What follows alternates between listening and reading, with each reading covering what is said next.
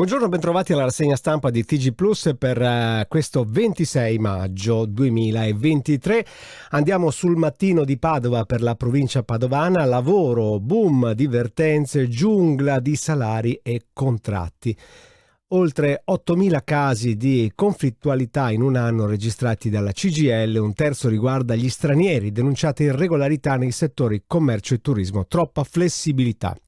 Sotto Valentina a processo la ragazza che ha ucciso il fidanzato Mattia, l'accusa resta quella di omicidio volontario e la passerella dove il bacio è obbligatorio. Bellissima questa storia a pie pagina. Altre notizie a lato per quanto riguarda la cronaca: Vigonza, un caso a scuola di tubercolosi, profilassi per 60 alunni, nessun reddito ma con villa, auto e moto, tutto confiscato. E poi io licenziato per aver spalato fango in Romagna. Questa è una notizia che troviamo un po' dappertutto questa mattina. Andiamo su Gazzettino.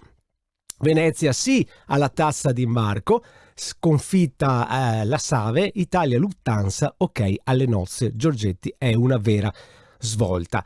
Smog, la stretta dell'Unione Europea, anche ieri ne abbiamo parlato con Ciambetti, Presidente del Consiglio.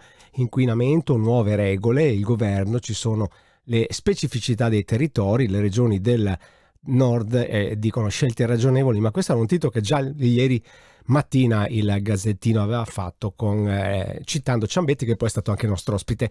Ucciso il fidanzato, rischia l'ergastolo. Più o meno vedete che le notizie come sempre rimbalzano da un giornale all'altro. Giro, il capolavoro di Zana, oggi la sfida alle 3 cime, e qui stiamo parlando del Giro d'Italia.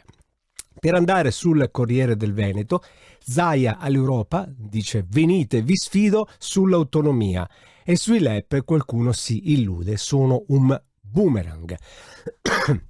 Aerei, tassa su chi parte, primo round a Brugnaro, si parla della tassa d'imbarco. Vedete che tutti i giornali comunque parlano del Giro d'Italia. È bellissimo quello che scrive il Corriere del Veneto: le lacrime di Zana, in famiglia tutti i calciatori, io pecora nera. Bellissima questa cosa. E in 4 anni speso 1 miliardo contro lo smog. Nella piccola notizia, nella piccola foto, vedete che c'è l'assessore Bottacin, assessore alla protezione civile. Anche qui sul Corriere del Veneto si riporta la notizia di quel ragazzo che ha sparato il fango in Emilia e il locale lo licenzia. Si parla ancora di Anica, era morta quando l'hanno gettata nel Piave, e altre notizie che troviamo poi anche nella pagina di Padova di Notizie Plus, il nostro portale. Confindustria e sindacati firmano il patto metropolitano.